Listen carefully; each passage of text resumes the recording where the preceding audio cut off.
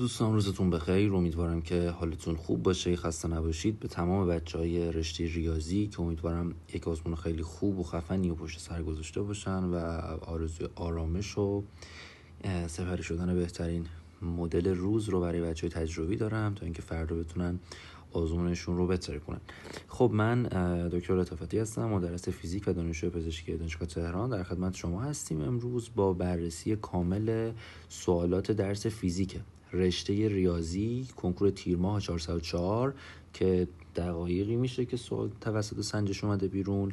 حالا کاری که امروز میخوایم بکنیم یه مقدار متفاوت تر از کل داستانایی که تو حالا فضاهای مختلف الان در حال انجامه. کاری که ما میکنیم اول میایم سوالای کنکور رو بررسی میکنیم، یعنی حل کامل به همراه مرورش رو انجام میدیم برای اینکه خب زیاد طولانی تر نشه تا شما به استرس نیافتین.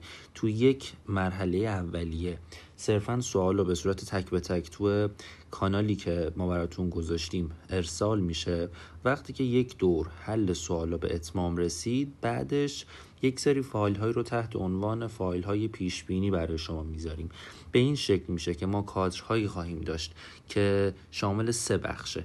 یک بخش خواهد بود کنکور ریاضی اردیبهشت، پایینش خواهد بود سوال مرتبط به تجربی اردیبهشت و سوال سومی که تو کادر پایین قرار خواهد گرفت مربوط خواهد شد به سوال ریاضی تیر 404.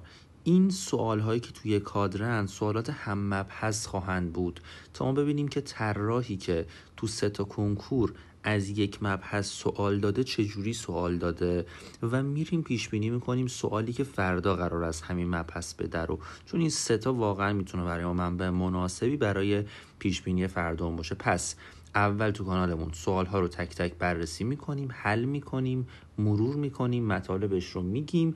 بعدش بعد اینکه سوال یک دور به اتمام رسید براتون به این شکلی که گفتم سوالا رو طبقه بندی شده میارم. حالا احتمالاً تا شب یکم طول بکشه، ولی عوضش امروز شما همه کاراتون انجام بدین. فیزیکتون صرفاً با دیدن این ویدیوهایی که ما براتون آپلود میکنیم مطمئن باشید که به بهترین شکل ممکن مرور و مخصوصاً آماده میشه برای اتفاقاتی که فردا سر جلسه میتونید باهاش مواجه بشید. تو آخر کارم یک سری سوالات بچه ها رو جواب میدیم و بعد اینکه در رابطه با اتفاقات فردا پیشنهادها و صحبت‌هایی که میتونه به دردتون بخوره رو من و همکاران در اختیارتون قرار خواهیم داد.